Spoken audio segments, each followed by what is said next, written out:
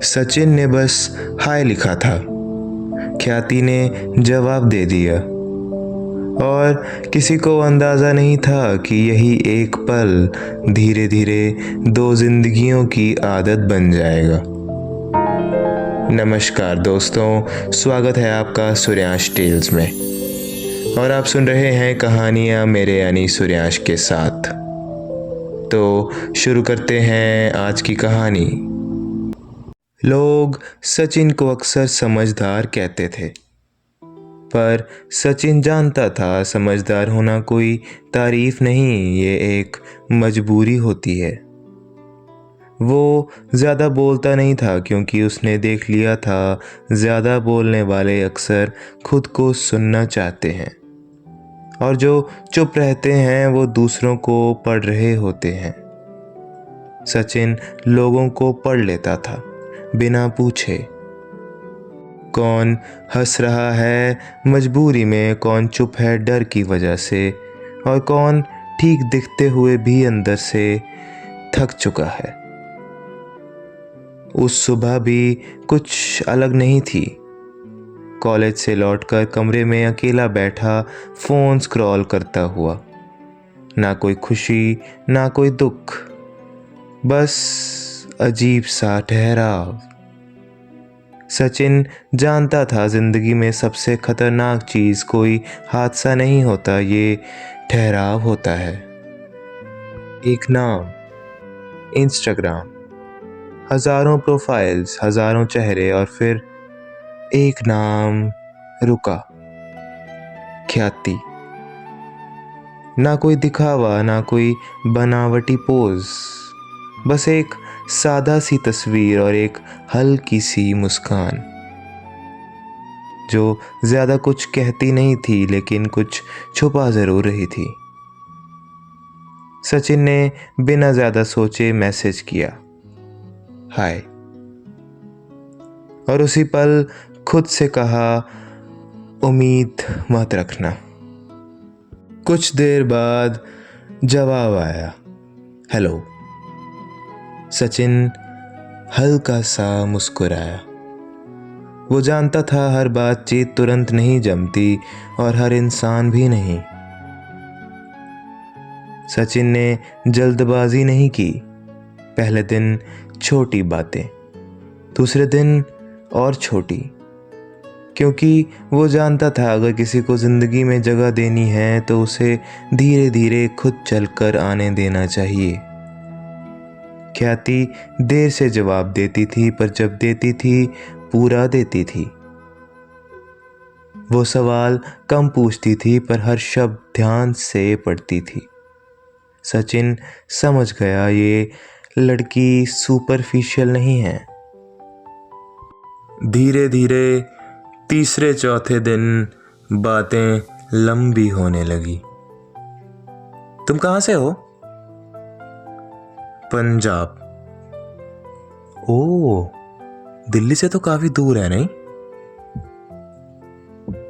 सचिन ने लिखा, दूरी इंसानों के बीच होती है, बातों के बीच नहीं। और कुछ सेकंड बाद एक स्माइली आई। सचिन को समझ आ गया ये लाइन उसके अंदर कहीं लगी है। कई दिनों बाद पहली वॉइस कॉल। ख्याति की आवाज शांत थी, बिना बनावट, बिना जरूरत के उतार चढ़ाव। सचिन ज्यादा नहीं बोला, वो सुनता रहा। कॉल खत्म होने के बाद उसने खुद से कहा, ये लड़की इम्प्रेस नहीं होना चाहती, ये सुनी जाना चाहती है। अब दिन की शुरुआत और दिन का अंत एक दूसरे से बात किए बिना अधूरा लगता था। सचिन ने कभी प्यार का जिक्र नहीं किया क्योंकि वो जानता था जब रिश्ता खुद बोलने लगे तो शब्द बेमानी हो जाते हैं।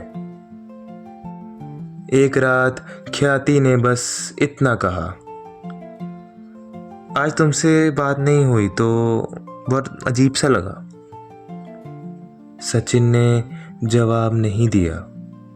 क्योंकि वो जानता था ये एक टर्निंग पॉइंट है। उस रात सचिन देर तक जागता रहा। अगर मैं चला गया तो क्या उसे फर्क पड़ेगा या नहीं? और वहीं उसी सवाल के साथ प्यार की पहली पहचान जन्म लेती है। सचिन को नहीं पता था ये रिश्ता उसे कहाँ ले जाएगा, पर वो ये ज़रूर जानता था उसने पहली बार किसी इंसान को बिना डर के अपनी ज़िंदगी में जगह दी है। और कुछ फैसले चाहे सही हो या गलत, ज़िंदगी को हमेशा के लिए बदल देते हैं। उस हाय के बाद कुछ बदला नहीं था, कम से कम बाहर से तो नहीं।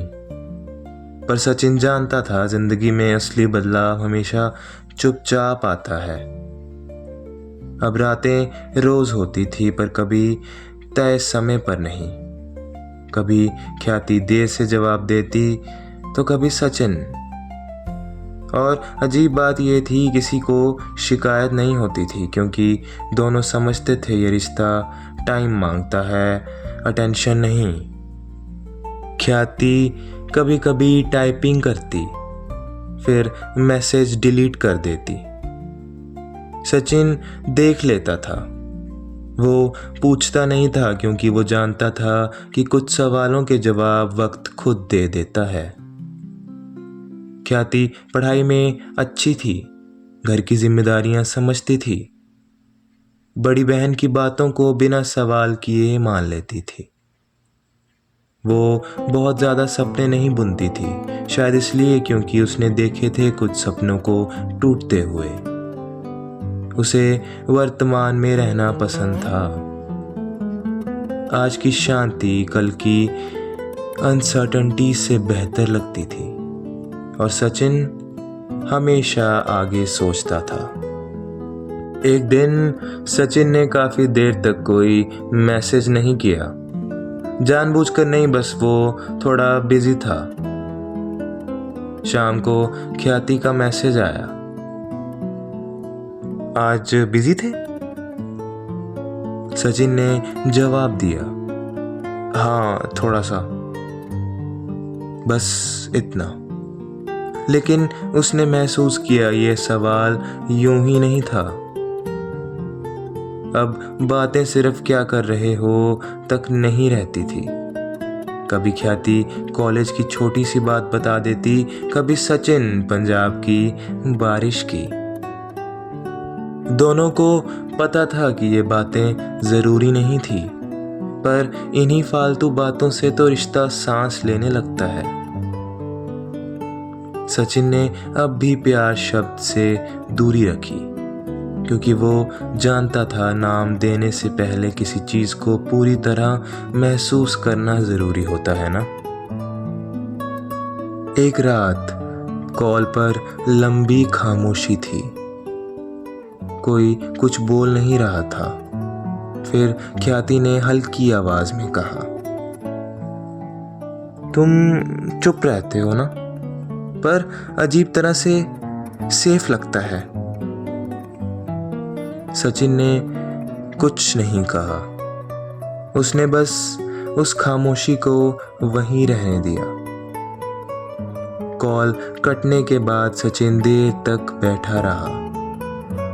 वो जानता था अब अगर वो पीछे हटा तो सिर्फ खुद को ही नहीं, किसी और को भी अधूरा छोड़ देगा। और उसे डर प्यार से नहीं लग रहा था, उसे डर लग रहा था जिम्मेदारी से।